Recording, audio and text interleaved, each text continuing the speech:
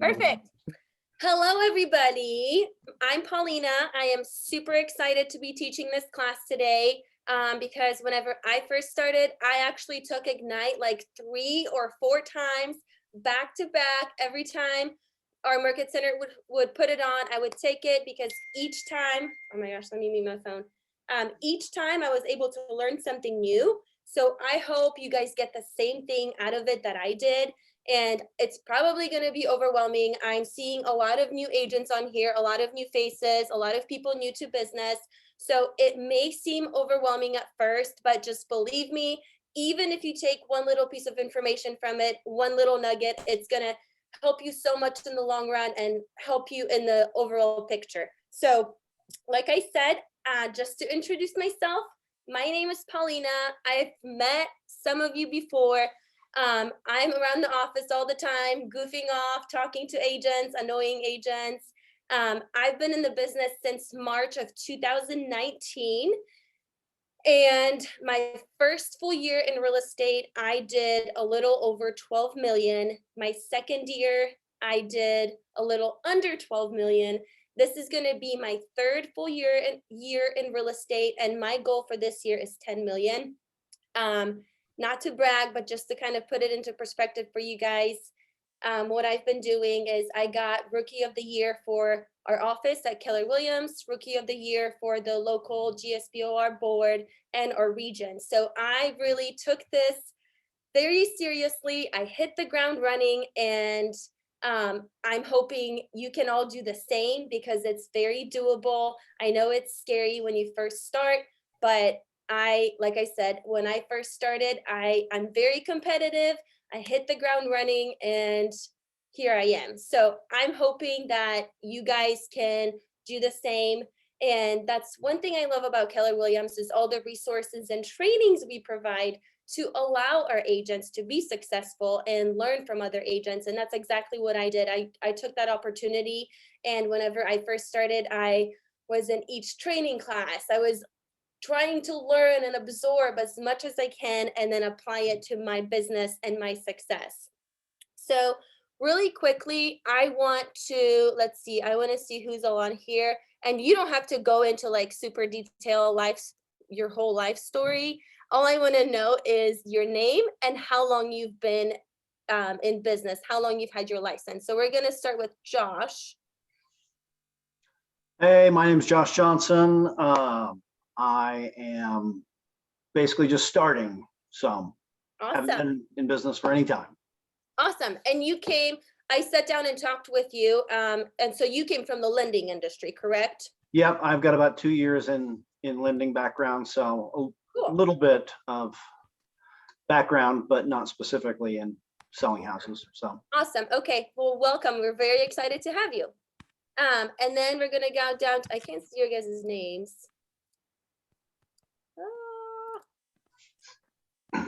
Anybody just wants to speak up and be brave.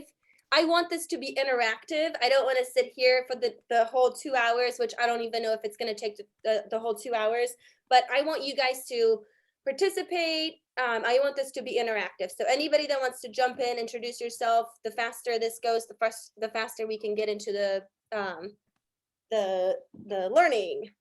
I'll jump in. I'm Dayton Love, and I just got my license last year, just getting started. Awesome. Hi, Dayton. Nice to meet you. Nice to meet you as well. I'm Chase Fent. I've had my license now for about 2-3 weeks, so just getting started. And I'm Sutton Shields. I'm also on here, just on another computer, and I've had my license for about 6 to 7 months now. Cool. And did you say Dave? Was your name Me? Dave? Yeah. Chase. Chase, did I message you on Facebook?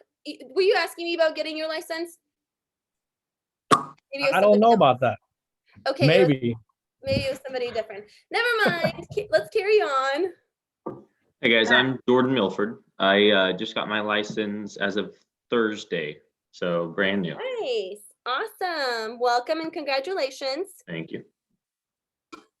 I'm Amber. My husband's around the office. I just got my license last year, but I just went, this is my second week full time. I just left my career of nursing to come here. Awesome. Congratulations. Who's your husband? Kirk Kokenauer. Oh, I love Kirk. Okay. Nice to meet you. Nice to meet you too. I'm David Caldwell. I'm back in the business after being gone for about 12 years. Wow. The state issued my license yesterday, so I'm getting ready to go. Okay. All right. Welcome. Anybody else? I'm Edward Iftimi, and I got my license mid-January. Awesome. Welcome.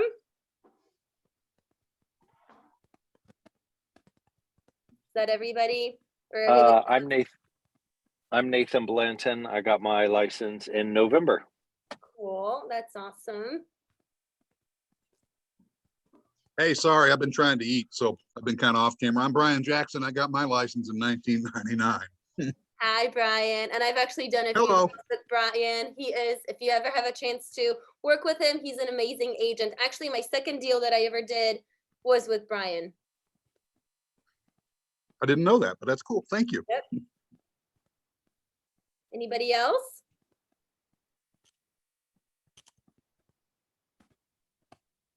My name's Dallas. I just passed the test, got through school, and I'm still working on like the paperwork for my application. Nice. Well, that's very exciting. I'm very excited for you. Thank you. Who else? Was that everybody? I'm not keeping track, so I don't know if that was everybody. Anybody else? My name is Dana. Oh, sorry. That's okay. Dana Fisher. I've been in since 2016. Awesome.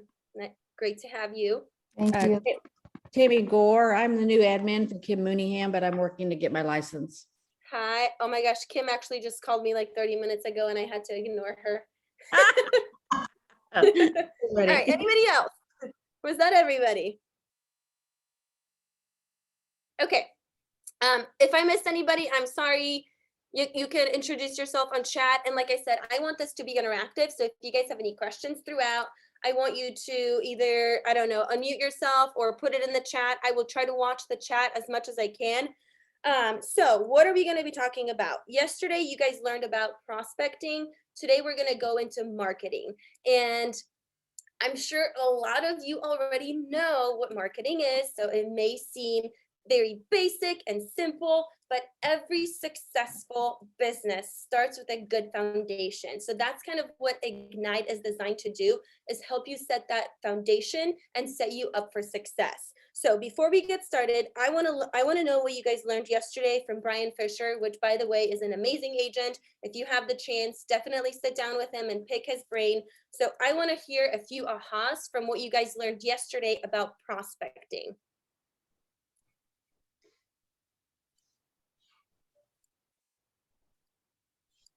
Anything that you didn't already know? Anything?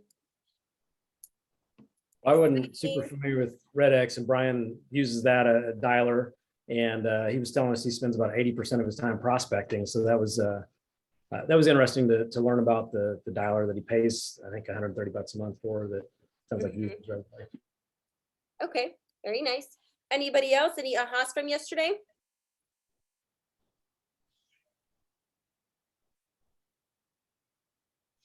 Did you guys give Brian a hard time, or were you pretty easy on him? Pretty quiet like this. Yeah. Well, you know, it's always harder to do it on Zoom. I like face-to-face interaction, so I'm trying to be as excited and I'm trying to get you guys as involved as possible, but it is a little harder when you're sitting here staring at the screen. So okay, we're gonna go ahead and jump in. Like I said, this may seem very basic and simple to a lot of you because you've probably heard the word marketing, but that's what we're gonna be talking about because I'm sure you guys know what the lead generation model is, right? Where you start with prospecting, marketing, it goes into a tunnel where you're capturing those leads. Those leads are gonna turn into contacts. That contact you're gonna cultivate, nurture. You're going to turn that into an appointment and then later into an active client. You're going to get that client under contract and then move into the closed stage, because we all know as real estate agents, we don't make any money until our deals actually make it to the closing table. So step one of the lead generation model is prospecting and marketing. That's why I'm going to keep emphasizing the fact that this is the foundation that will set you up for success. So what do you guys, whenever you hear the word marketing, what comes to your mind? What do you think marketing is? Getting your name out there. Getting your name out there. Exactly. Anybody else? What do you think marketing is?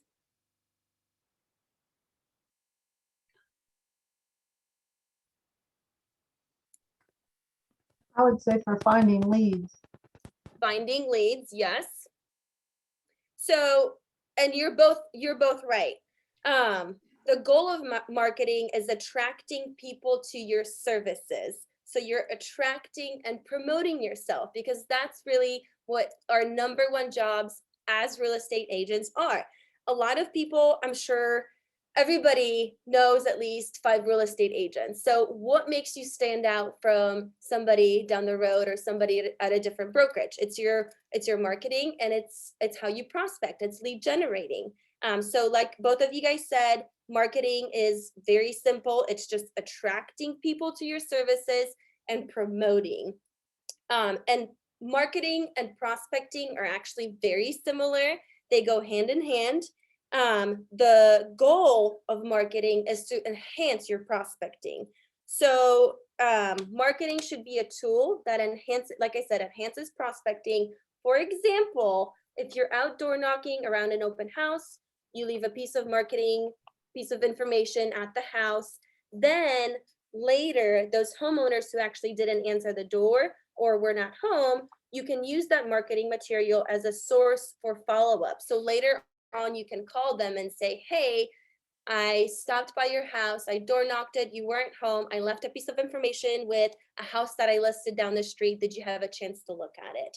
So you can really use different ways of marketing to enhance your prospecting and make it stronger, because real estate is a contact sport. The more people you talk to and the more people you market to, the more people you expose yourself to, the higher your conversion rate is going to be and the more clients you're going to have. It's just as simple as that. It's a contact sport. The more people you talk to, the more business you're going to have. Paulina, would you say that marketing is sort of the opposite of prospecting, in a sense that, you know, prospecting is a lot of times boots on the ground or direct contact, whereas marketing, sometimes you're paying for, sometimes it's social media, but it tends to be a little more widespread, a little less contact. It is, yes. And you're actually jumping ahead of me because you're just so smart, but that's exactly what it is. Prospecting is more time consuming, whereas marketing is a little more hands off. Maybe it's a long-term marketing. It's a long-term plan instead of like prospecting where you're face to face trying to, you know, get in front of people. Marketing is kind of, I wouldn't say opposite, but not as aggressive, not as face to face or time intensive. Time intensive, yes, yeah. So if you guys want a page two, oh my gosh, I'm supposed to be. Can you guys see the screen? Yes. Okay. I don't know what page this is, but you guys can look at the screen. So kind of what Josh said, we're going to go over the difference of what the difference is between marketing and prospecting. So like Josh said, marketing is going to be more money intensive, passive. You're looking at long-term results. Whereas prospecting, like you guys talked about yesterday, is going to be very time intensive, proactive, and your results are going to be more immediate. So what other differences do you guys think there are between marketing and prospecting? Or what examples would you give me? What are some examples of marketing? Facebook advertisements. Yes, that's a great one. Mailers. Mailers is a good one, yes.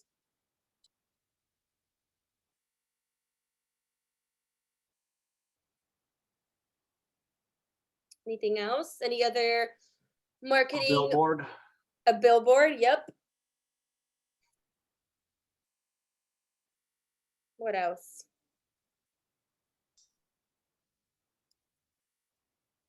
So we've got Facebook ads, we've got mailers, we've got billboards. You could do flyers, you can make videos, all those things that are going to take a little bit of time up front and are going to be not as time intensive. You're just kind of putting that in for that marketing material out there instead of actually, you know, talking to people yourself. So it's tools that you have that are going to be marketing for you. Whereas prospecting, what are some examples that you guys talked about prospecting yesterday? Door knocking. Door knocking, yep. Oh, door knocking. Calling. Phone calls. Phone calls, yep.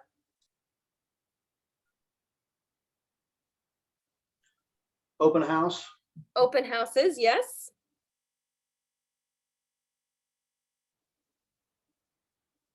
What are some other ways of prospecting?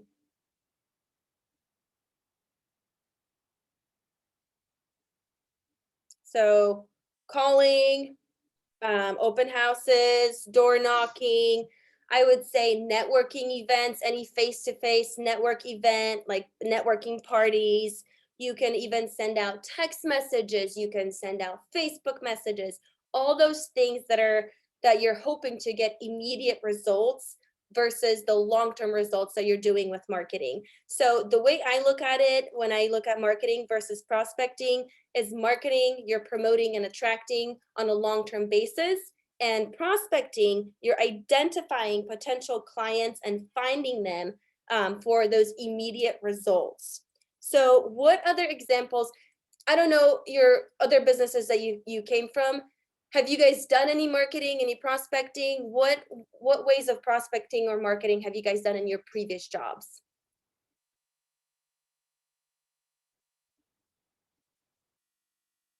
One thing that I did a lot was referral partners, and I'm not sure which sort of one. It seems like it falls under both a little bit. Okay, yeah. Anybody else? What have you guys done in your previous jobs that has been successful as far as marketing or prospecting? Has anybody ever done door-to-door sales here? No? Cold calling? I have. Was that Brian? Yeah. Yeah. I've done about every sales job known to man.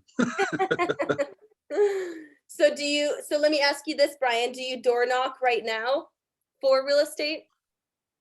Oh, no, not very often. I mean, if we see something that we want to inquire about, we do, but Sure. otherwise, not a whole lot anymore. I have, but Yeah. not really my thing. Yeah, well, you've been doing this so long that I think there's other ways of lead generation for you now at this point. When I first started, I would door knock. I would do an open house and I would door knock. I would print out 20 flyers and door knock all the way around my open house the day before to invite people to my open houses and then hopefully pick up new listings because I would say the house, 2 houses down the street from you just listed for X amount. Have you thought about what your house could be worth? And if you want, come check out my open house tomorrow, 2 to 4. And just so you know, if there's unusual activity, a lot of cars parked in the street, I'm just hosting an open house. So feel free to swing by. And that would just open up that conversation. And it is time consuming, but the results will follow. So let's see. Let's go into different ways that we can prospect and market. So I'm going to give you guys some time just to look through all of these different ways of prospecting and marketing. So I'll give you about, I don't know, 2 minutes just to look through the list.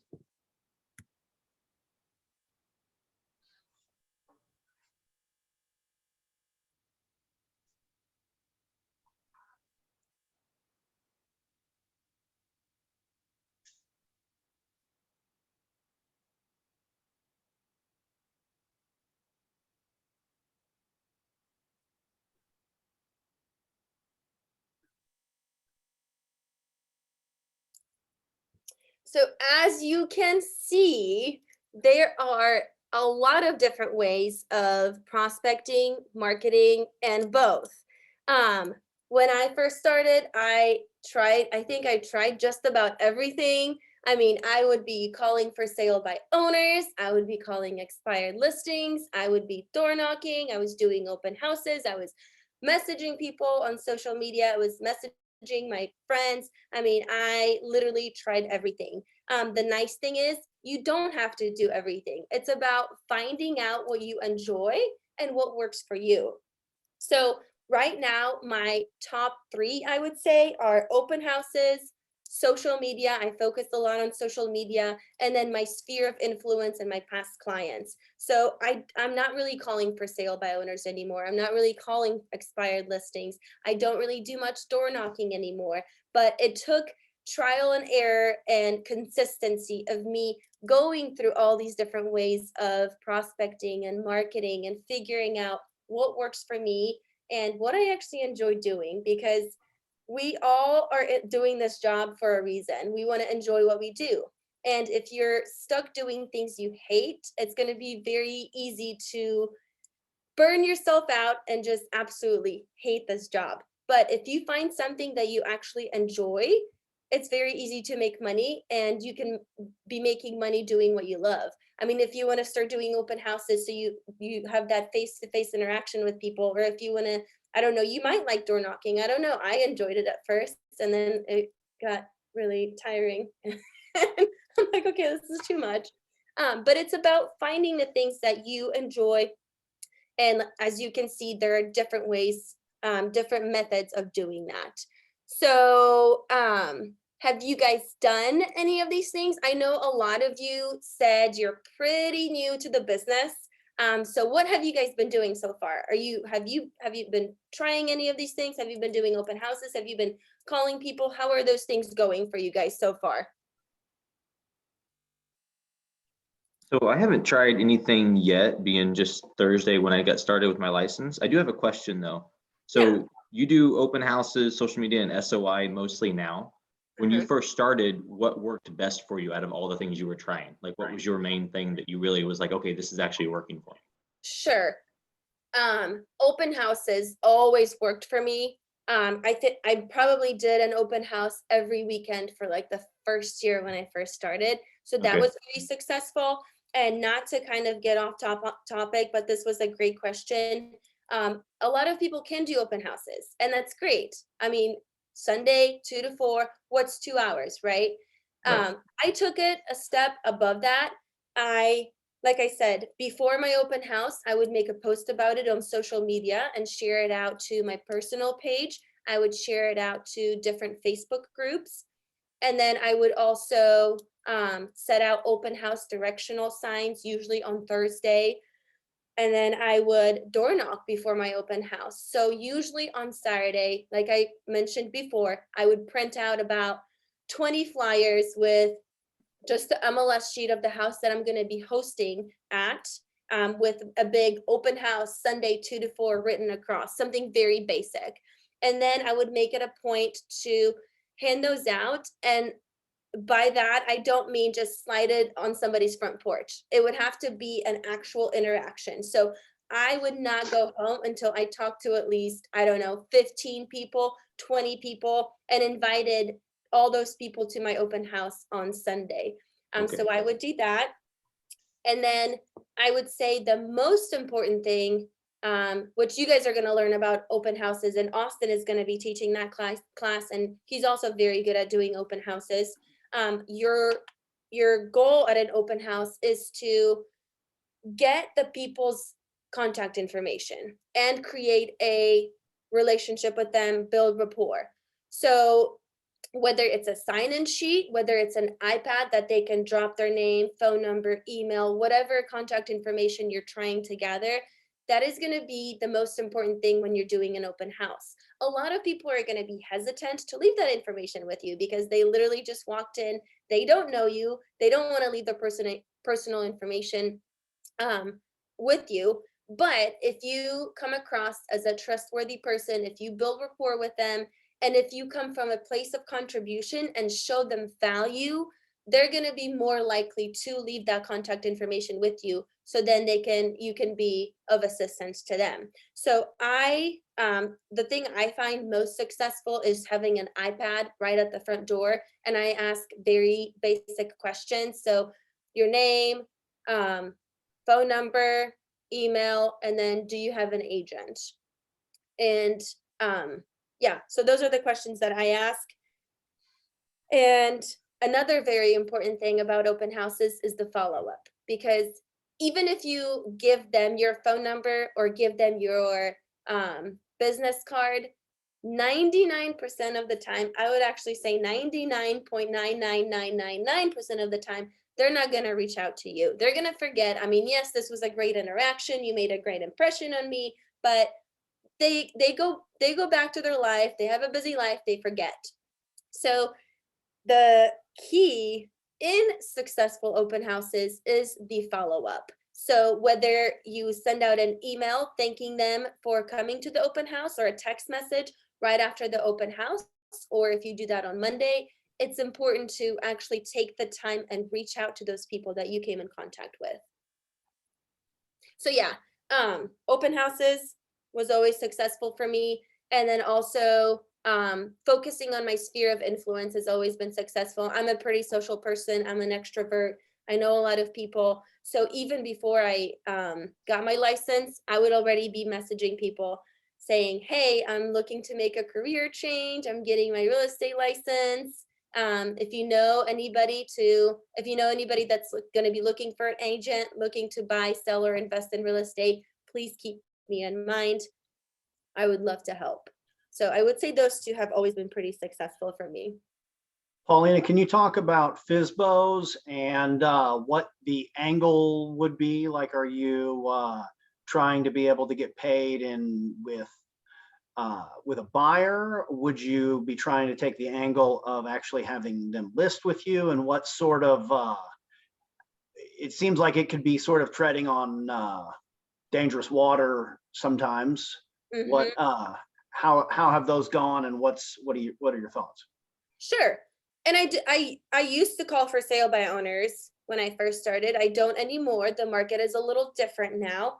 And now every for sale by owners is convinced that they can sell the house themselves. But if you go on Zillow, you can see that's not the case, because I see houses that are listed for 30+ days. So clearly they still need our help. But when I did call, I would just come from a contribution and say, hey, I noticed your house has been listed for X amount of days. What kind of activity are you getting? Have you had any offers? Just have a conversation with them. And if you ask those questions, they're going to open up to you, and they're going to, and not all of them. A lot of for sale by owners are hard to crack. They're challenging. But if you ask the right questions and come from a place of contribution, they're going to open up to you, and then hopefully that'll allow you and set you up for maybe scheduling an appointment with them to meet in person. Because I guarantee you, every for sale by owner is getting bombarded by agents trying to list their house. So you kind of have to take a different angle and provide value, show value, and try to schedule an appointment with them. But I would just ask, what's your motivation? Figure out their motivation. Are they moving because they accepted a different job? Are they downsizing? Are they needing more space? Are they just throwing the house on the market to see if they can get X amount of money? I mean, you got to figure out their motivation. And I would say if you can get an appointment scheduled with them, meet with them face to face, that conversion rate is going to go up versus just being on the phone. But I honestly don't call for sale by owners much anymore, because one, there isn't that many of them, and two, they actually have been getting more lucky, and some do sell on their own. But if I have a buyer looking for a property, then absolutely, I would still call it for sale by owner and say, hey, I have buyers looking for a house like yours. Are you willing to work with a buyer's agent? And before I even go any further, I want to make sure that they are willing to work with a buyer's agent before I even show that house to my clients. And what that means is, and I'm sure most of you know, that means that the for sale by owner would be willing to pay me the 3% or whatever the commission is they would be willing to pay me a commission for bringing them a buyer. And there's actually a special form that they have to fill out and sign. And then, sometimes I would bring that buyer to the house to take a look at it. If they like it, great, we can make an offer. If not, then I would go back to that for sale by owner and say, hey, thank you so much for letting me and my clients stop by the house. Unfortunately, it's not what they're looking for. The living room is just a little too small. What kind of activity have you been getting? Have you had any offers? Is there anything I can do to help you sell the house? Would you be interested in listing with an agent? Because I don't know if you knew this, right now, you're not even exposing your house to 100% of ready, willing, and able buyers. You probably have a lot of agents calling you, trying to list your house, right, Mr. Seller? And then, they'll tell you how frustrated they are and why they haven't sold the house yet. Well, with the right marketing and with my help, I can help you get the house exposed to 100% of those ready, willing, and able buyers who are pre-approved and ready to make an offer as soon as they see a house that they like. Is that something that you would like to sit down and talk about? Is it the bottom dollar that you need to make? How can I help you? How can I make this a win-win? Does that answer your question? What other questions do you guys have about any of these different ways of prospecting and marketing? And like I said, I haven't done all of them, but we can all brainstorm together. If I told you guys tomorrow you have to pick one of these and hit the ground running and see how it works, which one would you choose? I've been trying to get into the TikTok marketing. Yeah. Going with that. So I've been having some fun with TikTok too. they're fun. They're fun to work with. So Yeah. Yes, they are. Okay. What else?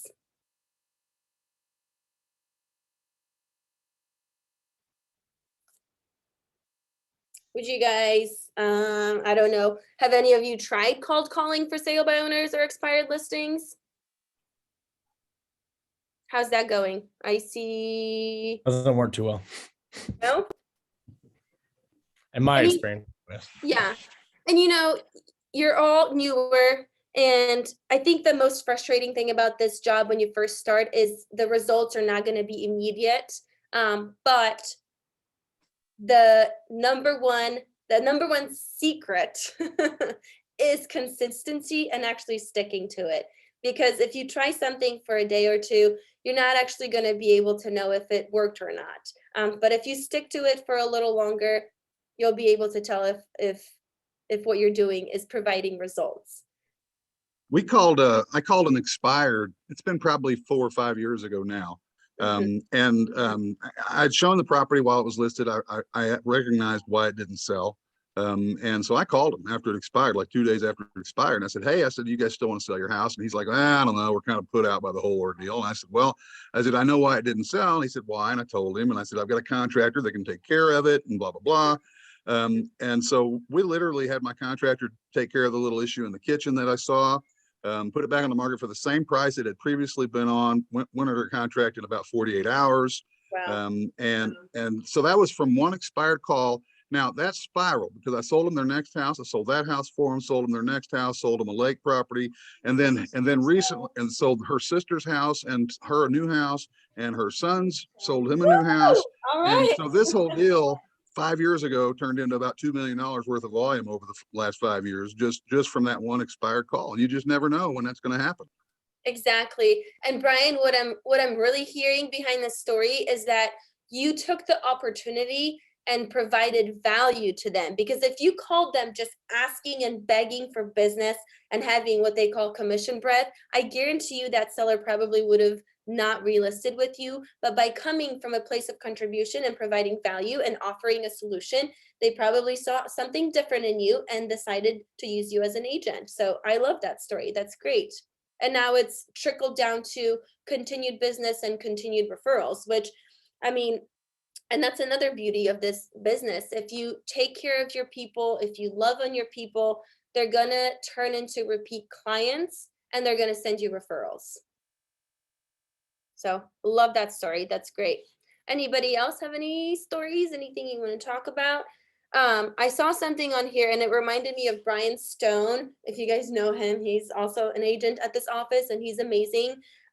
He literally carries his business cards with him everywhere he goes, whether it's a gas station, whether it's McDonald's, and any interaction he has, he thanks them, gives them their business, gives them his business card and says, hey, if you ever need a real estate agent, here's my business card. I would love to help. And I asked him if that's actually produced results. And he said, people actually do call him. So like I said before, it's a contact sport and you're not going to see those results immediately, but it's about consistency and sticking to it. I see a hand up.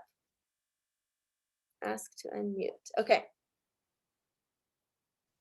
Okay, so I'm curious, and you are like anyone that's done this and saw success with it, the door to door, how do you do that, or how does it turn into listings and relationships? Sure. So are you asking me like when I mentioned I would go door knock before an open house? I think I understood like before an open house, inviting people to just get that relationship talk to talk, and maybe down the road they'll be like, I'm going to use this person to list my house that from like say they were 2 houses down. Right. How can you turn around and door to door, like not randomly, but yeah. So okay, yeah, I'm kind of like lost in the thought of what I'm trying to get. that's okay. I think I have enough. I think I understand your question enough to answer it, which you can door knock around an open house, or even if there is a new listing in that neighborhood, I mean, you can use that as an opportunity to door knock. So whatever it is, you can still find ways to door knock and get face to face with people.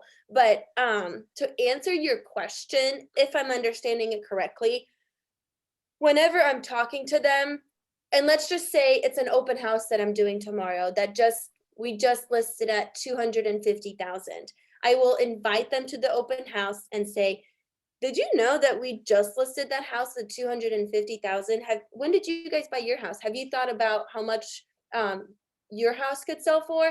Have you guys thought about moving? How long have you lived here? So it's getting them curious to ask me questions of, oh, maybe I would be interested in listing, or I don't know, we've lived here for 4 years. We bought it for 150. We have no idea how much it's worth. Okay, great. And I'm sure you love this neighborhood since you've lived here for 4 years. It seems like a wonderful neighborhood. Do you mind if I send you a CMA and send it to your email just to show you exactly how much you could list your house today in today's market? What's your email address? Okay. Something simple like that. So I do have a question to kind of follow up on that. With the way you did with open houses, could you do the same thing? I mean, I guess you could if you were showing a house to a client and go 20 houses around there and say, hey, I just showed a house to a client of mine right down the road. Have you guys, been wondering what your house is worth, or would you like a CMA? Kind of the same thing you would with an open house, but with just a house you just showed to a client. Sure. Yeah, of course you can. I mean, any house, any opportunity you can use as a reference, then, I mean, because clearly the house you showed is listed on the market. So you can use that as a reference point. Yeah. Right. Okay. And Jordan, I don't know if you were in the class last week, but there was an aha moment for me in one of those where they said, when you get into these multiple offer situations, and of course, a lot of times you wind up not being the winning bidder, but they said, black out your client's name and personal info on that offer and take a copy of that offer and go canvass those houses nearby that one that you wrote the offer on and see if any of them would be interested in looking at selling theirs. And I thought, man, that's brilliant. I really like that. Yeah. Yeah. And I mean, you're literally with the contract in hand saying, I have buyers that are wanting to purchase your house. Have you guys thought about selling? That's smart. And to go off of that, what I've also done in the past is if it's my listing and I have received multiple offers on it, I will do the same thing. I will take the 5 offers that I received on it and maybe just the first page, not the whole contract.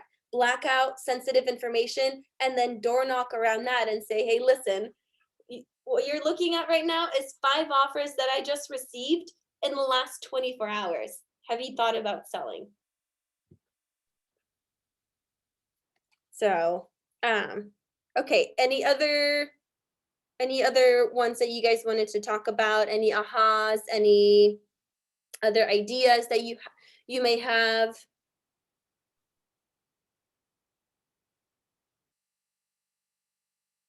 And I used to be definitely afraid of door knocking. And even calling people. I mean, nobody likes rejection. That's just human nature. But it took this like mental shift in my head of telling myself that this is my profession, this is my career. I'm a professional, so I'm not doing this to bug people. I'm doing this as my profession, and I'm doing this to provide value to my community. So it almost has to be this shift in your head, because I used to feel like, especially the worst part was calling people that I know, because I thought I was bothering them and annoying them and being this annoying real estate agent. Oh, okay, there's Paulina again. Yeah, we know she just got her real estate license, but every single phone call that I would make, or every single door that I would knock on, I saw myself as a true professional and somebody that's going to provide value to them. So I made it super, super short and sweet, to the point. Didn't want to waste anybody's time, and I think that was successful. So my point is, it is hard, and nobody likes calling or door knocking. Nobody likes rejection. But if you just look at it as a way to get to your end goal and where you want to be and the success you want to achieve, it makes it a lot easier. So moving on. Here are some questions that we are just gonna brainstorm all together. How do you know where the customer is, and how do you meet them there? How do you know where the customer is, and how do you meet them there? Does anybody have any idea of what this question is even asking? How do you know where the customer is, and how do you meet them there? So I guess this is talking about all the different ways we can market and prospect. So maybe finding your niche market, like who was it that mentioned TickTock? Yeah, so maybe your niche market is going to be people that follow you on TikTok, whether it's social media like Facebook or TikTok, whether you want to go and door knock, whether you want to hand out your business cards at gas stations or grocery stores. I think the most important thing is finding your niche market, and then whatever that niche market is, providing information and the marketing designed for that specific audience. What do you guys think? What do you think that's what they're talking about? How do you find the customer, and how do you meet them there? Any other ideas?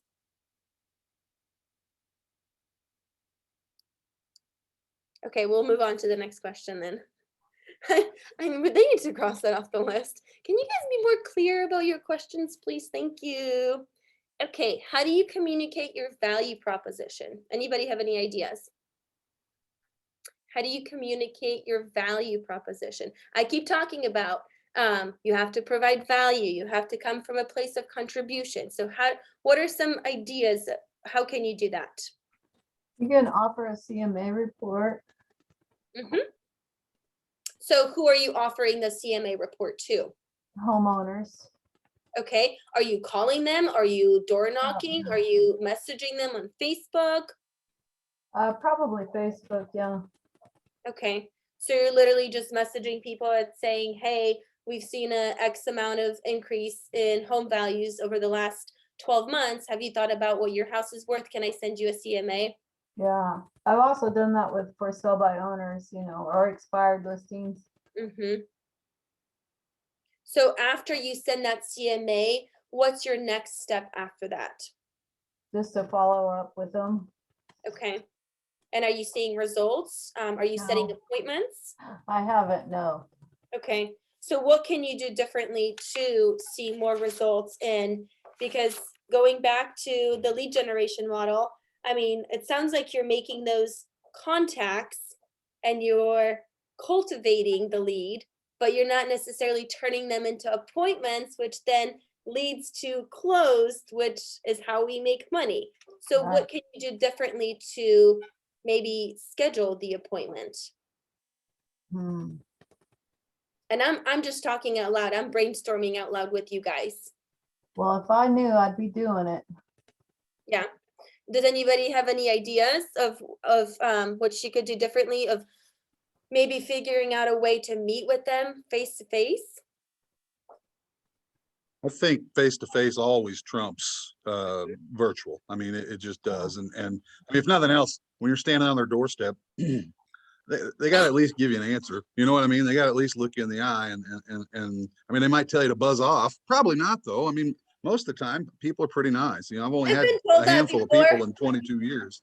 Well, I have too, but I mean, not that many, honestly, Yeah. compared to the amount of people I've talked to. So you got to get past that fear, of course, but yeah, get in front of them and offer maybe not a CMA to everybody because that's kind of tough. But I mean, if they raise their hand and want a CMA, then absolutely put together the best CMA you know how to put together. But you know, in the meantime, give them a market snapshot. Just run a little, you know, a half-mile radius or subdivision or whatever you want to do.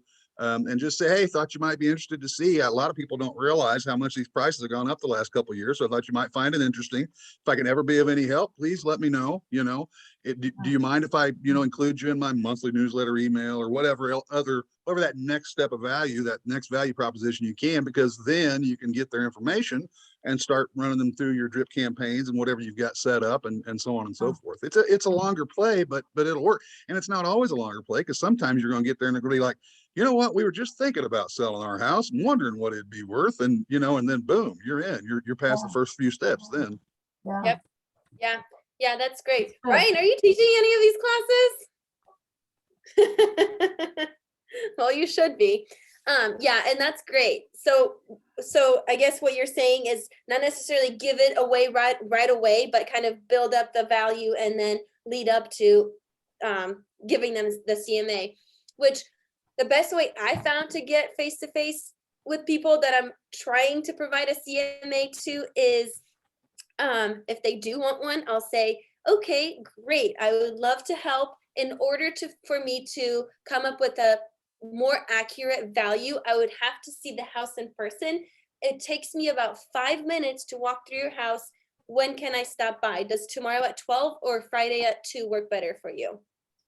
Oh, that's good. Because it's true. I mean, I can look at pictures all day, but I don't know what the current condition of the house is. So in order for me to provide a more accurate value of what your house is worth, I would just need to walk through it. It'll take me 5 minutes. Does tomorrow at 2 work for you? Or I can stop by Thursday. What time do you get off work? I can stop by at 5:30. And that way you meet with them in person, and those face-to-face interactions your conversion rate is going to be a lot higher. Any other ways of providing value proposition? And then after we're done going through these questions, we're going to take a little, I don't know, 5-minute break. One thing I would it's sort of on the same topic, but I think like an open-ended question, maybe like, how much would you sell your house for? Or is there a number, you know, you may not realize it, but get them to sort of expose themselves and put a number out there. Mhm. And then sort of set up the CMA that way, where you're like, hey, look, honestly, if you did this, you probably could get that for your house. Mhm. So Mr. Seller, what I'm hearing you say is, if you could walk away and make $20,000 profit, you would sell your house, correct? Yeah. Yes. Yeah, I love that. Okay. The one thing I always say is I'm happy to help. I don't know if that's, I always find myself saying that, you know, if you're looking to buy yourself, let me know. I'd love to help. So that's just something that I wrote down. That's kind of like my value proposition. I don't know if it's like my motto or mission statement, whatever it is, but I'm happy to help. I'm happy to help. If you want to buy or sell a house, I'm happy to help. moving on to the next question. How can you come from contribution or connect in a meaningful way? So let's talk about that, because we all know people don't care about how much you know until they know how much you care. So how can we show them how much we care and show the value in a meaningful way? I don't know if this is what this means, but I thought of like donating time at a charity and somebody you might run into that they're going to know that you're naturally a caring person. Yeah, I like that. And you don't even have to say anything. It just shows that you are a caring person, and maybe it's somebody that they can relate to, and it's somebody that they would want to do business with. Yeah. Because people do business with people that they like, trust, and relate to. Yeah. So what other ways can we come from contribution or connect in a meaningful way?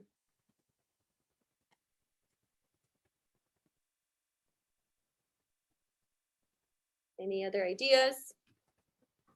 And this is my first time reading through these questions, just like you guys. Like I said, this is just the mastermind brainstorming session. So feel free to chime in.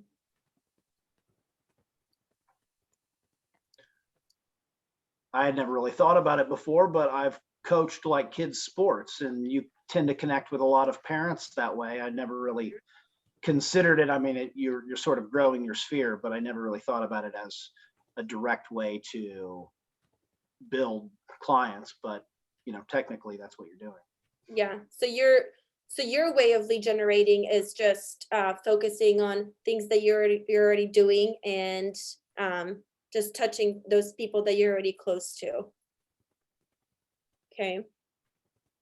Oh wait, somebody had a question. Oh, that was 10 minutes ago. Sorry, Dallas. I just saw the chat. Any other ways? How can you come from contribution or connect in a meaningful way? Okay. For one, I think, oh, my bad. For one, I think connecting in a meaningful way for me lately has been actually hanging out in person versus calling. Like I make it a point to at least see 2 or 3 friends a week. And typically, like last time, like yesterday, the way I came from a contribution would be he was talking about how he lives with his mother currently and he's helping pay rent.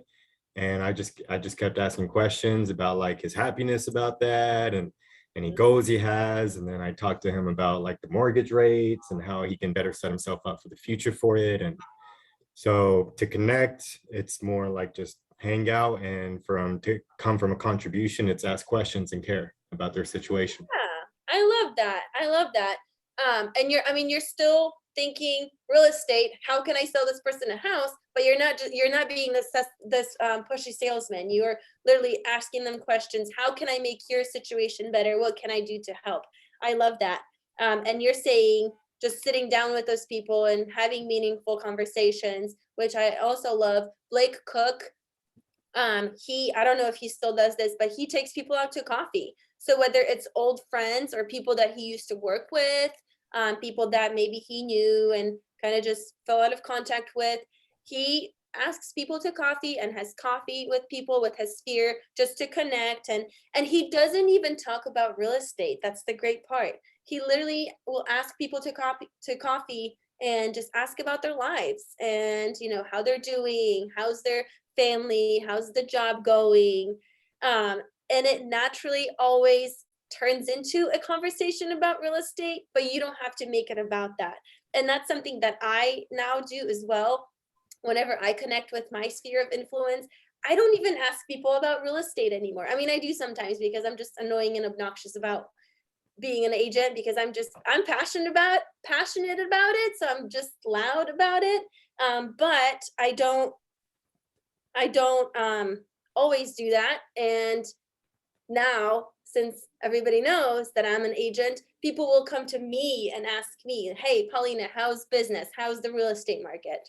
So you don't always have to be the one that initiates the conversation about real estate, but they're gonna know that you're in the real estate industry and you're a real estate agent. And eventually, if you show them that you care, they're gonna ask you about you, and then you can start that conversation. So that was great. Good answer. Okay. Next question. How important do you think branding and aesthetic consistency is in your marketing? How do you achieve it? So how important do you think branding and aesthetic consistency is in your marketing? What do you guys think?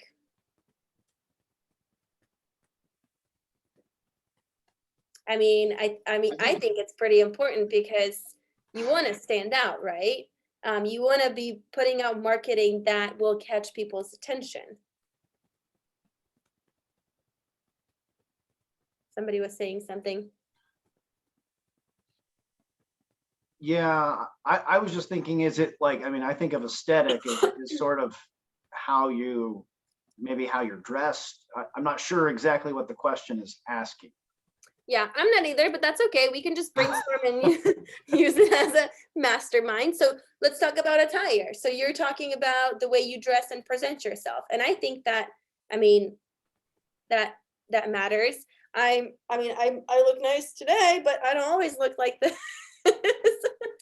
So you're saying the way you dress is going to attract a certain, I don't know, a certain type of people, or I don't think you could do an open house and be sort of unkept. I don't think that would play out very well.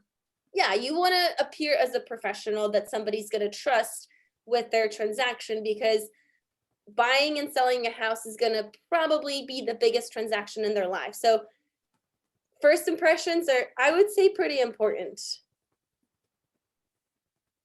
Anybody else? That also has to fall into your marketing material too. You just don't want to go to the FedEx store and print a bunch of shoddy color copies of a flyer and then start handing them out. You want to have a good, clean, crisp image. You want to dress professional, look professional, act professional. Your image has to be professional. You know, your cards, your envelopes, your letters, your scripts, you have to put all that in line. You just don't want to just throw it out there and throw toilet paper against the wall and hope it sticks, I guess is an analogy of it. But there's I mean, because all those things that you just named, it's a direct representation of you. And if that's going to be somebody's first impression of you, then it's going to probably set the tone of how the transaction is going to go, like if they do decide to go with you as an agent. So yeah, I absolutely agree. Well, once I started thinking about getting my real estate license back, I did not have any other consideration other than Keller Williams because of all the marketing material and the training and the preparation that they give you to be a great agent. I didn't listen to some of that back then, and I went through the whole burnout thing. But that is one of the great things about Keller Williams is they want you to look professional. They want to train you on your scripts and how to present yourself to other people. And I'm just now, my brain is a muscle and it's gotten lazy in the last couple of years, the older I get. So I'm starting to retrain myself on how to do that, how to present myself. Yeah. Even though I am a professional, I have another business, which I'm with people, but I have set myself in that train of thought. And now I have to get that new train of thought on how to present myself to my customers again, or my clients. Sure. Yeah. And I agree with you. Go ahead. I was going to say, I do think you got to be true to yourself though, too, because if you're not a suit and tie guy, don't put a suit and tie on. People can see through that. That's also true. And who you're dealing with. So, I mean, I am not a suit and tie guy. I probably, if my wife buries me with a tie on, I'm going to come back and haunt her. Because I'm just not that person. But you know, I've literally followed probably one of the biggest names in Springfield in real estate, and he's always dressed to the nines. Followed him after a listing appointment that he had, and I came in next, and they said, "Man, he's pretty stuffy." And I said, "I agree. Let's get this thing going." And so I got the listing, and so on and so on. But I mean, you know, you got to know who your target market is. You want to. I've always heard you want to dress about 10% better than your target market. I mean, that's you know, just a little bit nicer, a little bit more professional than whoever you're going after. Yeah, you're right. Yeah, and not everybody is a suit and tie person, and it's somebody that not everybody's going to relate to. But that's also the beauty of real estate is you're always going to have your own niche. You're always going to have your own audience that you can market to and you can focus on. So I have a question, not to get too far off topic, but David and Brian had both mentioned scripts. And yesterday on the call, somebody mentioned a good place to get scripts, and I can't remember the name. Do you guys It was. know? I know what I don't know how to spell it, but it was Ricky Is Caruth. Ricky Caruth. Yeah, I he's don't know got a if bunch it's of C YouTube or a videos. K, but I Yeah. did write it down. Yeah, Okay. it's I think with it's the- CARRUTH, I believe. Yeah. It is, yeah. Can you guys still see my screen? Yeah. Yes. Do you see it on here? Hey, Awesome. Jordan. Yes. Mark Stewart has a really good, I don't know if you know it or not, he has a really good scripts class on Mondays, Thursdays, and Fridays down in the basement there at 8:30 in the morning. And doing a lot of rehearsing script practice and stuff like that. That would be an excellent place to start too. Awesome. I appreciate that. Okay, anybody else? Let's move on to the next question and then we can take a little break. What is the next question? Should you follow up with leads generated from your marketing? So how do you guys follow up with the leads? Because I mentioned before the secret, people ask me, what's the secret? What's the secret? Well, the secret is in the follow-up.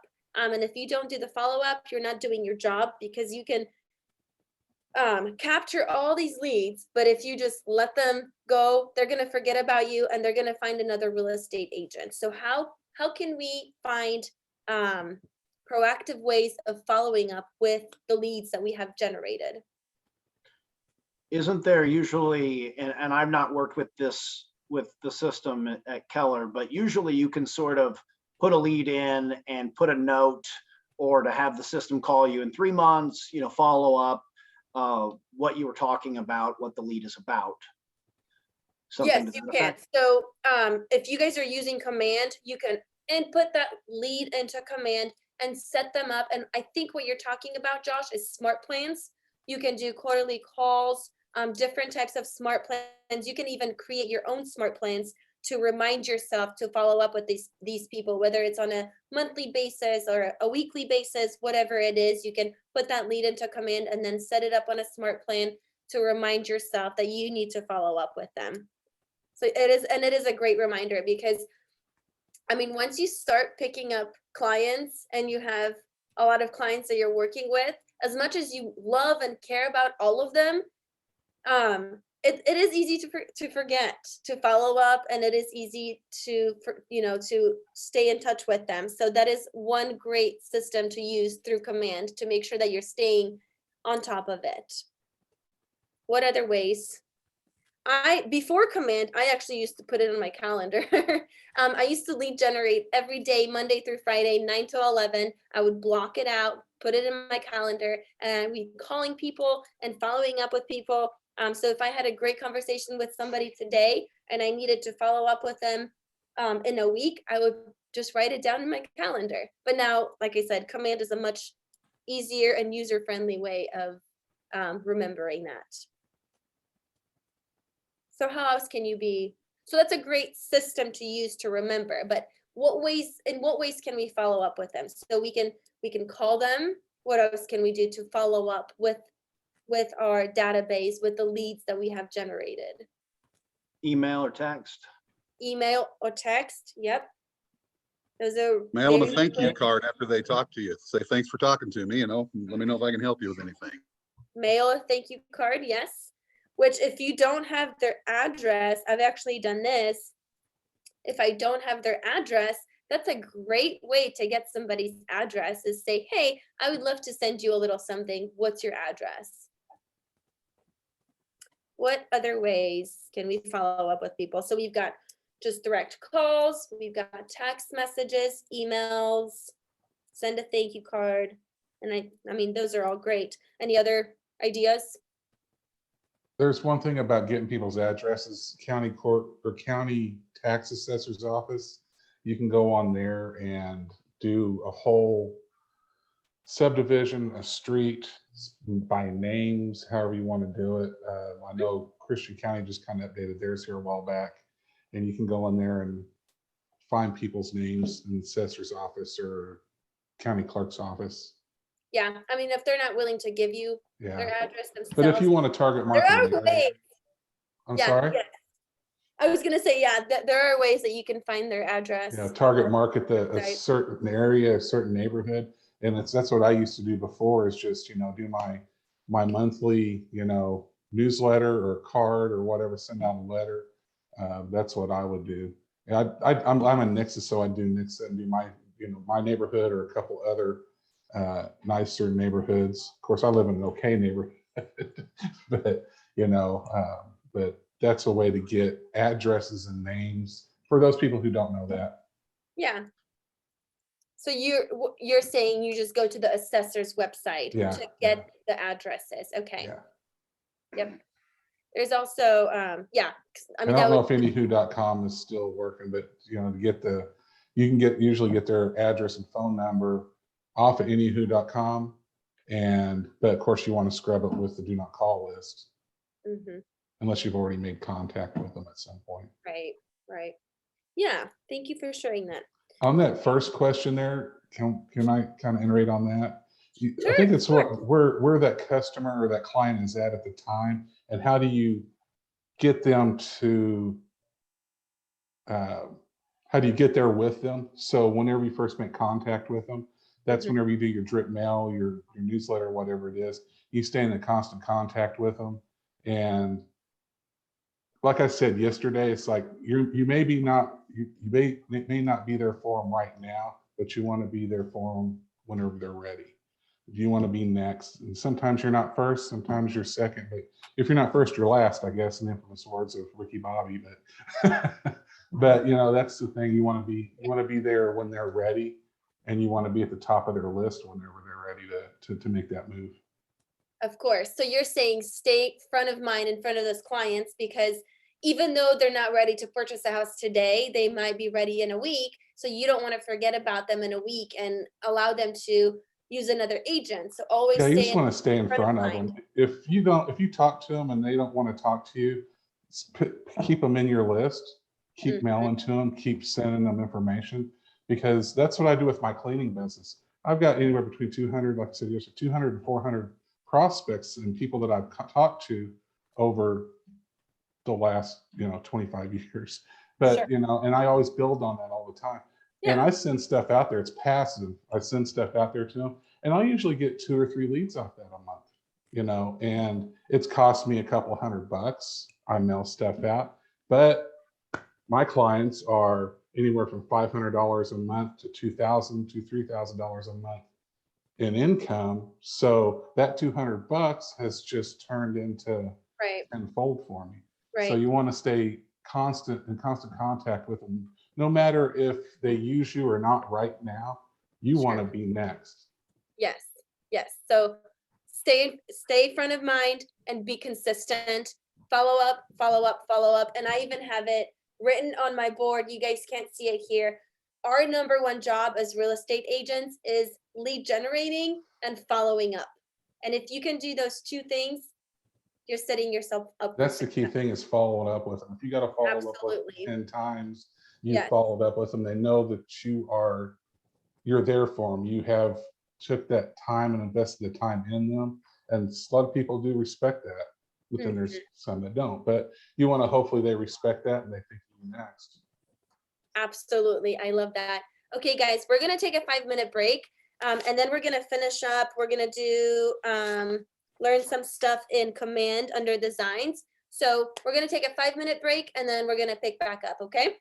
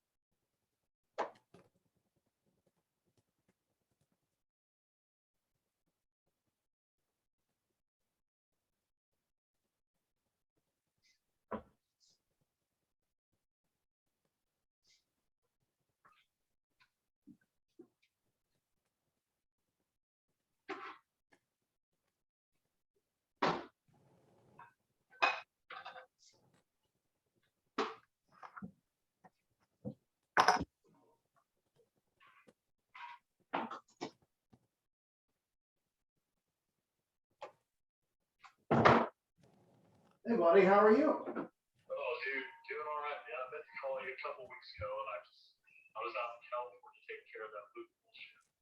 Oh, yeah? Oh yeah. That got finally solved or what? Pretty much. I believe it has. Okay. Is it solved for him too, or just you're good? Just, I think it's just gonna be that's all for it. Gotcha. Is he out in California? I think so. He's like still calling people. Him and some kid named Dustin. They're just bouncing around hotel to hotel in Vegas, different resorts and shit in California. So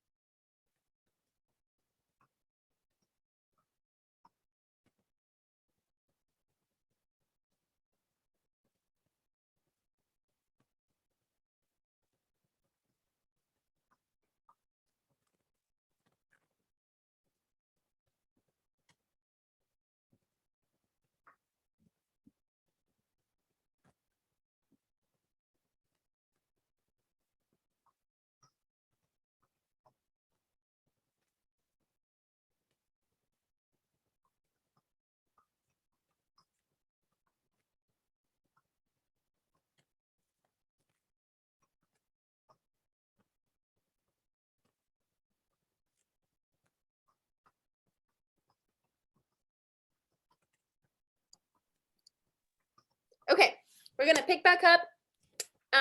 Is everybody back? I hope you guys are back. We're gonna finish up. I think we have about like 20 minutes left. So we are gonna get into, which, can you guys hear me? Yes. Okay, perfect. We are gonna get into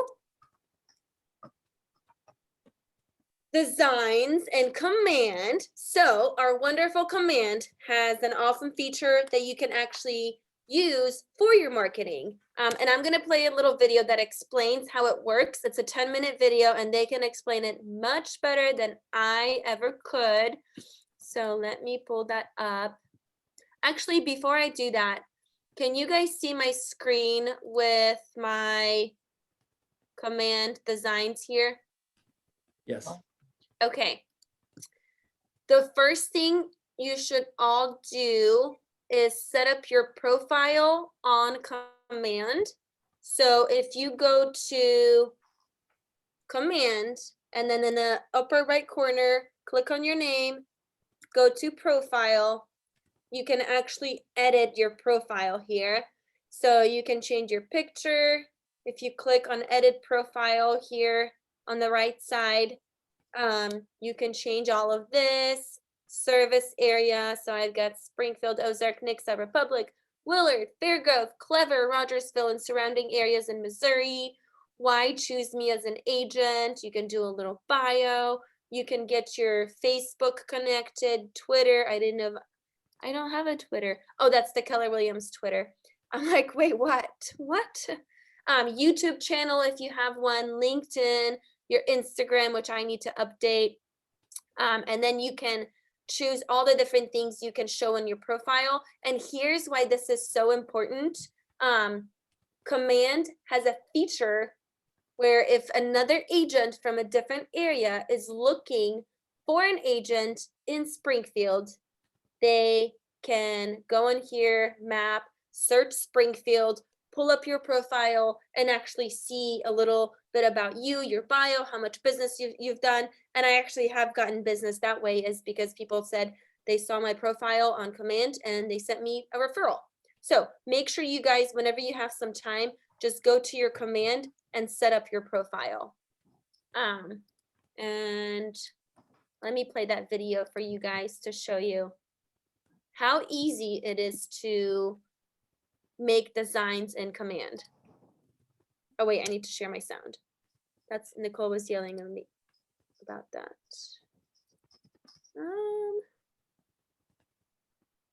Share sound. She yells at you a lot. You know that, right? She does.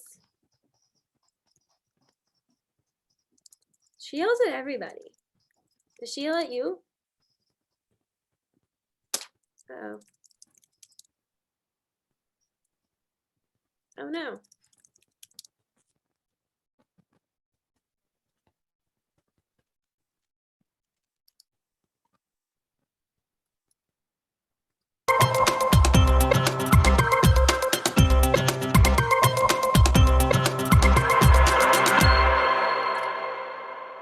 Hey there, Keller Williams. This is Bryson from KWU, and today we'll be learning how to use the Print and Social Design Editor. So first, Can you guys let's hear get it? logged in to agent.kw.com with your KW login credentials. After you're logged in, click the Designs icon on the left sidebar. From here, go ahead and click the blue Create Content button in the bottom right-hand corner of the screen. Choose either social or print as your design type, and click Next. From here, you will use the filters on the left to select the type of template you want to use. Once you have identified the template you want to use, you can go ahead and hover over it, then click the Use button. Now that we have reached our design editor, let's go ahead and review some things.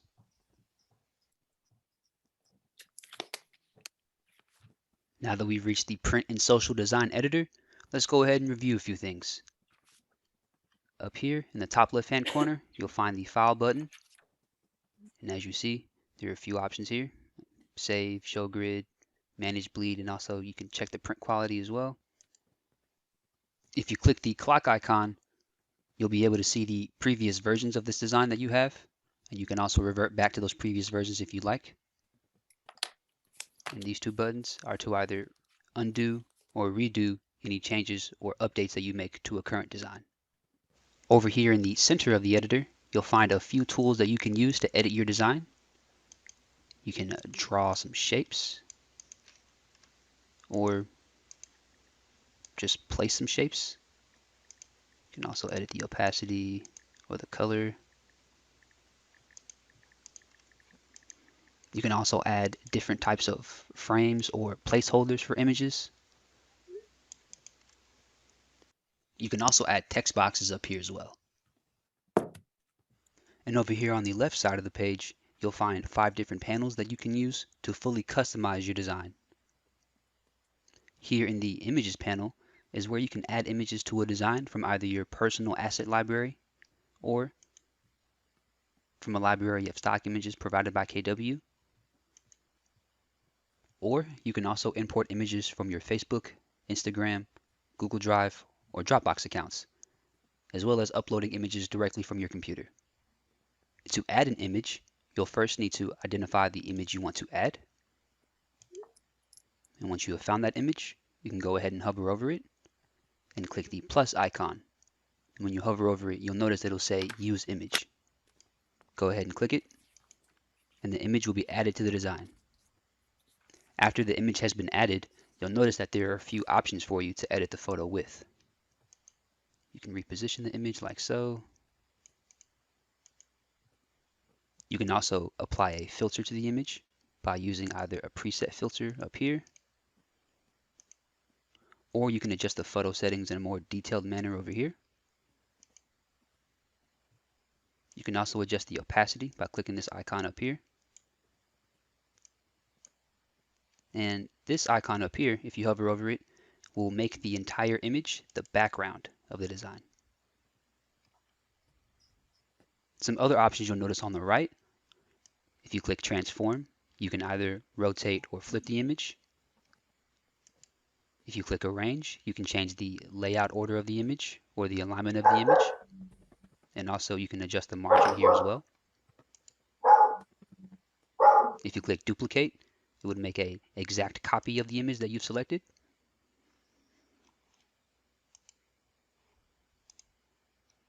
And if you needed to remove an image, you can click this icon up here. Now after you remove an image, you'll notice that the placeholder for the image has remained on the design. Be sure to remove the placeholder as well. And lastly, this lock icon will lock the image that you've selected and will prevent it from being moved or edited in any way. In the text panel, which you can access by clicking this icon up here, is where you can add text boxes from either your personal asset library, stock library. You also have the option to add fully editable banners and also plain text boxes as well. To add a text box, hover over the style that you'd like to add, click it, then you can click inside the text box to edit the information. And up here is where you can actually edit the style of the text, the size of the text. You can change it to typewriter to get a better look at the text that you're typing.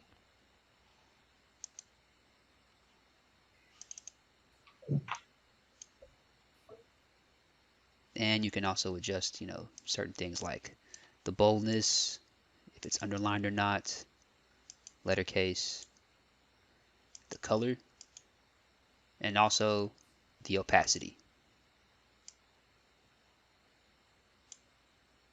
And let's not forget, you also have some formatting options up here as well. Once your text has been added, you can drag and drop the text box to the desired position you want and also resize it like so. And if you decide that you want to delete it, make sure that you have the text box selected, then click this remove icon up here. Some other options I also want to go over. You can also click this transform option up here to rotate it. You can also click this arrange option up here to adjust the arrangement of the text box. And you can also duplicate a text box as well. Moving on to the icons panel, you have the option to either add icons from the company library, stock library, or import your own icons from your computer. To add an icon, identify the icon you want to add, then go ahead and click it. If you decide that you want to replace the icon, hover over the icon you want to replace it with, and click the replace icon. Up here you can adjust the opacity. And on the right side, you have the same tools that we previously reviewed that you can use to edit the icon with. Next, we'll go over the Logos panel. And very similar to the previous panel that we have reviewed, you can add logos from either your personal asset library or from the company library. You have various types of logos that you can use. And if you wanted to add a logo, first identify the logo, then click on it. And you can adjust like so. With the same edit tools that we reviewed previously. And if you wanted to replace the logo, find the logo that you want to replace it with, and click the replace icon. Now the last panel we'll be discussing is the KWLS panel. This panel is pretty different from the previous panels that we discussed, given the fact that you can actually add images and listing information from your own KWLS listings, as well as pull neighborhood snapshot data right into the design. If you wanted to add listing information or listing images, you'll first need to search for the listing, which can be done by either the listing address, MLS number, KWLS ID, or you can also search by the listing agent or co-listing agent. So we'll go ahead and pull up a listing real quick.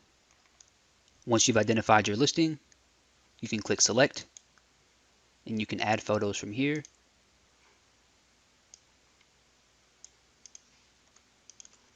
And you can also add listing information here as well.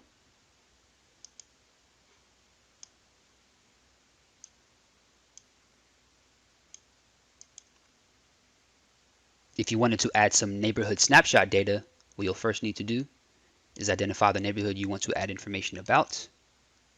And you can search for the neighborhood by either searching for the neighborhood name or by the postal code. So we'll go ahead and identify our neighborhood real quick. Once you've identified your neighborhood, go ahead and click it. And you can add images with up-to-date market data right to the design. Now keep in mind, you're going to be using real-time market data with a static image. This means that the data will remain the same once the image has been pulled in. So if you need to update it, you're going to have to come back in here to make that change. And just like the previous panels that we have reviewed, you'll have some edit options up here as well, and also on your far right hand side.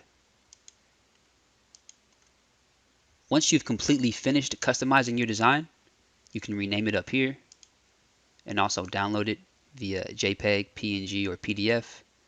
For social designs, we recommend downloading them as either a JPEG or a PNG, and for print designs, you'll want to download it as a PDF. You can also share your design through social media or by copying and pasting the image link. And you can also share the project as well. And once you're finished, click Done. For more resources, click the question mark in the top right-hand corner of your screen. Click Keller Williams University and use the search. Thank you. Okay, so you guys can create these designs and then just share them out on your social media or print them out. You can send mailers. So definitely make sure that you guys are how the heck do I get this screen back? Hello. I'm not good at this. Okay, let's go back to, oh, here we go. Okay. Can you guys hear me? Yes. Are you guys still there? Yes. Hello? Yeah. Okay, cool. Yeah, definitely make sure you guys are utilizing the designs and command. It is super user friendly. And like I said, there are a bunch of different options. You can print it out, you can use mailers, you can post it on your social media. So let's go through a few of these and just look at a few examples. You're invited. So it looks like this is one for an open house that they created. Let's see what else. This one, oh, things are heating up in the Gem Heights. So this might be, who keeps messing with my screen? Okay. So this is just like a market snap that you can send out to the neighborhood. Just listed, pending. Another market snap that you can send out to the neighborhood or post on your social media, send in an email. Okay, so we do have an activity and it's asking you guys to create materials using designs in command, but I'm not gonna make you guys do that right now. I do though highly encourage you to play around with it, see what different options there are, and definitely utilize it to your advantage. So unless you guys wanna go over anything else, we're gonna wrap up. We're gonna wrap up early today, but I do wanna go over ahas and maybe if you guys have any questions. What did you guys learn today?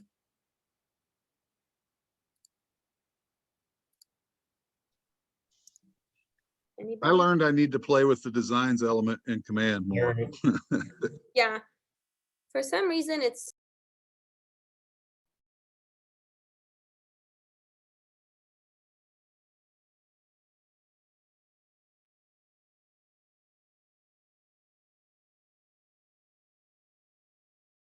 okay. I'm so sorry. I muted myself. Can you repeat that? Whoever just said something? I just said that I've learned that I need to play with the designs part of command more because clearly I don't have a grasp of that yet. Yeah, and it's super user friendly. I mean, once you start playing around with it, then you'll figure it out in no time. Anybody else? I was gonna say that, but also I learned from Brian, I believe it was, who mentioned it earlier, that the tactic of using a previous offer when you're going door to door, door knocking, that you can use your previous offer to black out the names, and that kind of that's a way to bring value to the doorstep. Yes. So you're talking about bringing value, coming from a place of contribution and coming to the people with information, not just, hey, can I list your house? No, here's the offers that, here's in my offer, or here's all the offers we got on our listing down the road. Have you thought about selling? What other ahas have you guys, or do you guys have any like general questions? I know our topic was kind of simple and not very exciting, but do you guys have any other questions for me? It doesn't even have to be related to our topic. Any ahas, any ideas, any questions? Who's a good person to go to get your headshot? Jared Hoffmeyer, and then I have another one. Let's see, what was his name? He's Lexi Robinson's cousin, Joe Bulger. Joe Bulger. And who asked that? Was that Brian? That was me. It was David. Okay, David, they just had a photographer come in last month to the office I saw that. for headshots too, and I think they're going to do it like every couple of months. Just FYI. Yeah, they are. I don't know when they're doing it next, but I think it's going to be something that's going to be done on a regular basis. So you might want to ask Rachel or Nicole. Yeah, I know they're supposed to do it in March because I'd signed up in January and then I got COVID, couldn't make it. So I gave up my spot. And I don't know if he wants me to tell people this, but Austin sent me some that he did for Paulina that turned out really good too. So you might even see if you could sweet talk him into something. Who's that? Austin, how do you pronounce his last name? Austin Pekarik, but I don't think he doesn't want to do that on a wide. Okay, well, forget I said that. Never mind. Okay, it's okay. All of you guys should call him after this is done. He'll actually be teaching the class tomorrow, so you can all ask him about it tomorrow. But tell him Brian told you, not me. What other questions? We'll throw you under the bus. What? We'll throw you under the bus. Trust us. Oh, great. What other questions do you guys have? And I hope you guys got something out of this class. Like I said, I was super excited to teach it. Marketing is a huge part of my business, and I definitely take it to my advantage. But like I said, it'll be overwhelming at first. And it's about just picking up those little nuggets, little pieces of information with each class that you take. And I promise you guys, if you just stick to it, if you're consistent, the success will follow. Because like I said, I have it written on my wall. Our number one job as agents is lead generating and following up. Without those two, you're not going to have a foundation and your business is not going to go anywhere. You might get lucky and get a lead, randomly here or there, but it's about the systems and it's about the models that you create and you follow, and just be consistent and follow up with your database and follow up with the contacts that you have created.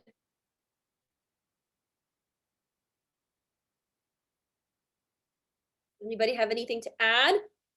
This is a open floor.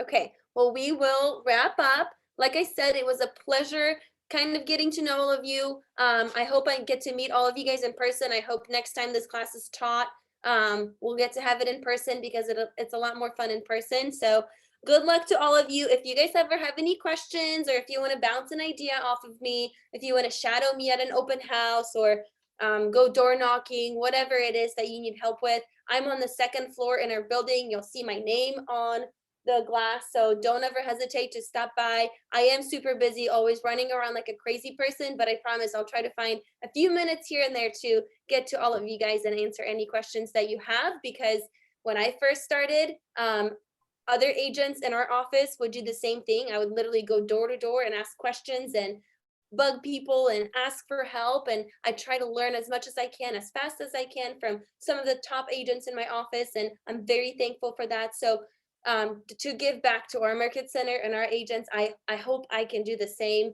and provide that level of I guess customer service to other people. So don't ever hesitate to stop by, say hi, ask questions. I'm always here to help. Thank you. Thank you, guys. Appreciate it. Thank you. Of course. Thank you so much. Thank you.